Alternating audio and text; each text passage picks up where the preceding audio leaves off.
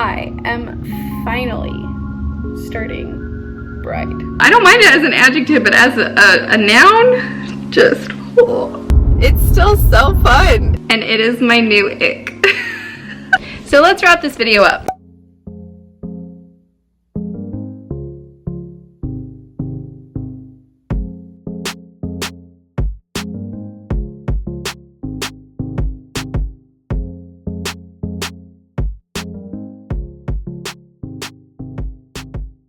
Y'all, I hadn't even planned on starting this book today. I just needed a break from school and felt like picking this up. And now I'm on freaking page 145 and I'm obsessed. Like, what crack did Lana Ferguson put in this book? I am literally having the best time. It is exactly what I needed when I picked this up today. Hi, what's up? Welcome if you're new to my channel. Thanks so much for subscribing. If you're new, I'm a grad student and sometimes my motivation levels are very low. And so what I do is I will study for like 30 minutes to an hour, and then I will pick up a book that I'm really enjoying and read that for like a chapter or two. So that's what I've been doing today. And I'm already 10 chapters in. I'm obsessed. I'm having a great time. At the start of this book, like literally in the first chapter or two, our main character is faced with being set up on another blind date with someone her grandma suggests. And in the past, those have not been successful and have been even a little scarring. So she asks one of her fellow doctors in the hospital she works at just to like take a selfie with her and pretend that they're fake dating so she can stave off her grandma for a little bit longer. Turns out he was just outed as an alpha male and needs to find a mate, although a fake mate, albeit the name of the story, because apparently alphas are known to be a little more violent and rowdy if they're not mated. So his, doctor counsel is upset that he's not a mated alpha. So he's like, be my fake mate, I'll help you, you help me. And this all happened within like the first chapter or two, and I have to say how much I appreciate that. I'm here for it. It's like laid out plain. It's just so easy to read. I am loving Noah. He reminds me a lot of Adam from the Love Hypothesis and River from the Soulmate Equation. Both very highly rated books for me and that I absolutely love. It's just like Grumpy Sunshine, forced proximity, fake relationship. I know it's so tropey, but I'm having the best time. And they just got into a spicy scene.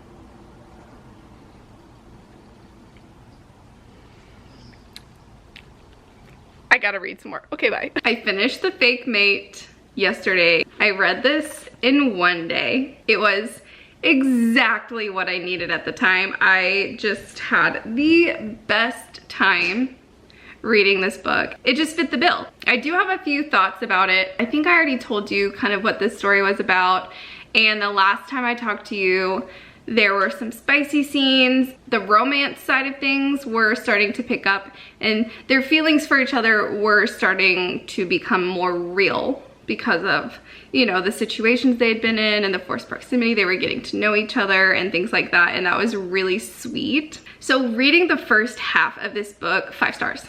Such a fun freaking time. The second half of this book, when they're getting more intimate, they don't know if what they feel for each other is real or if the other feels the same way as them. That part wasn't my favorite because some of the reasoning seemed a little bit silly, and there is one term that this author, that Lana Ferguson, loves to use during spicy scenes, and it is my new ick. So I tried really hard to just skim those words, that word specifically one word that I just got the ick reading. Not my favorite term used in spicy scenes. I don't mind it as an adjective, but as a noun, just, oh, girl. Okay, anyway, but all things aside, I still had a really good time reading this. When I first finished, it was a very solid 4, but I think now that I've sat on it for a little while and slept on it, I think it's riding at a very solid 3.75, and I'm not mad about it. I had a great time. It did what it needed to do. It got me out of a funky mood. Not really a funky mood, just like, your girl's been stressed, and this helped. And what more can you ask for, right? What more can I ask for? So I had a great time. I do recommend it. And I will say it does kind of go a lot into like the wolfy shifter aspect of things. So if that's not your cup of tea, maybe avoid this, but it did talk about that a lot, which I personally don't mind. But anyway, just wanted to warn you, just in case. I'm currently in the throes of finishing up an event that my library is about to have, but I just wanted to let y'all know I am finally starting Bride. I'm so excited. And I've been wanting to read it for a while, but I've just been trying to read some other books to finish up some videos and some projects that I've been doing. But finally, the time has come. And I could not be more excited. I just needed to announce that. Okay, see you soon. Hello, my friends. It is the next day. Yesterday was a long, busy day at work, and I listened to, I would say, about 50 pages worth of audiobook, and was enjoying it. It is a little confusing. There are some puzzle pieces and world building sprinkled throughout the beginning of the story, and I'm really grateful for Allie Hazelwood not like info dumping. She did a good job of spreading it out. So that was like just a touch confusing, but still that very humorous Allie Hazelwood touch to it. And then last night after dinner and after work, I read until 1 a.m. Y'all, I was committed. And then I realized that I didn't have any footage of me reading, any footage of my reactions, because I was just blowing through this book. And so I went to film, but silly little me had my memory card in my laptop because I had been editing earlier in that day. So I would have had to like turn it on, export it, like, but I was just like, no, this is my sign to go to freaking sleep, because I am the summer reading program coordinator at my library. Most libraries started in October, but due to some change in leadership, we started in March. So I am running around like a chicken with her head cut off right now. I'm just literally trying to keep my head on straight and get as much done as possible. So I should have gone to bed at like, 9 p.m.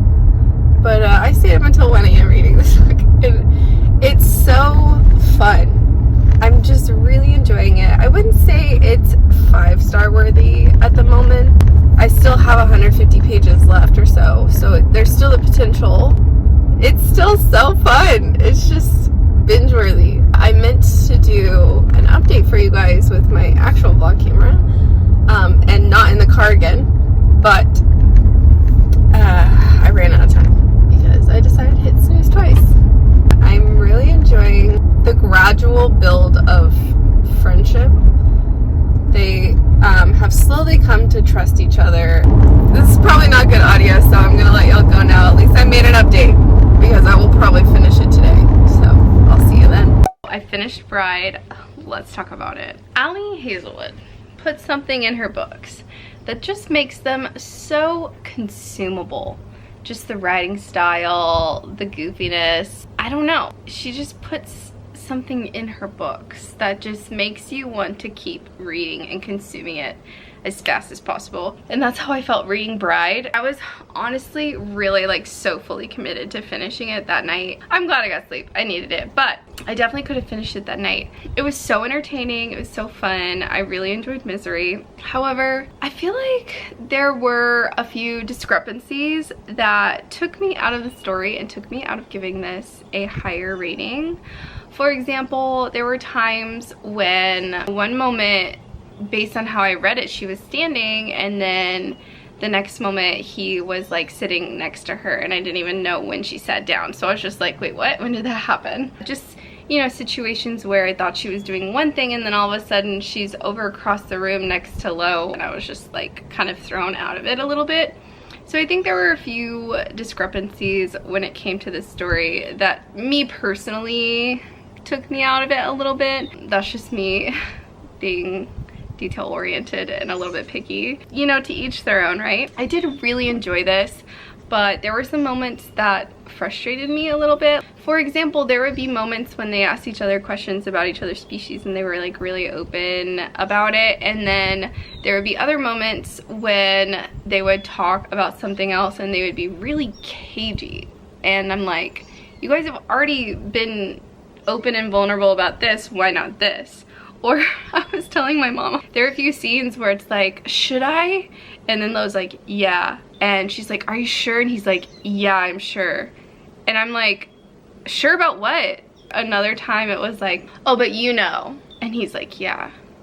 And he's like, do you know? And she's like, yeah. And I'm like, no, about what? I just wanted them to say it a little more plainly. So those were a few little things that drove me nuts and like kept this from being a higher rating, but I still really enjoyed it and I had a really good time. It was just so close to being a 4-star, but I think I'm gonna settle and give this a 3.5 star, which is still really good and enjoyable. Like, I had a good time reading it. I really liked Misery. There were some moments when she just seemed so badass, and then there were other moments when she just seemed so insecure. And so I wish I could have seen the like behind the scenes of those moments when she was insecure versus very secure and confident and like sassy. I liked learning about her version of the wares and the vampires and what she considered myth and what she considered like real characteristics of them. I thought that was really fun. So let's wrap this video up. Unfortunately, I filmed a video with the fake mate and then proceeded to absentmindedly pack up that entire box of books, even though some of those books were ones I read recently and need to talk about in more videos, but I can't find that box.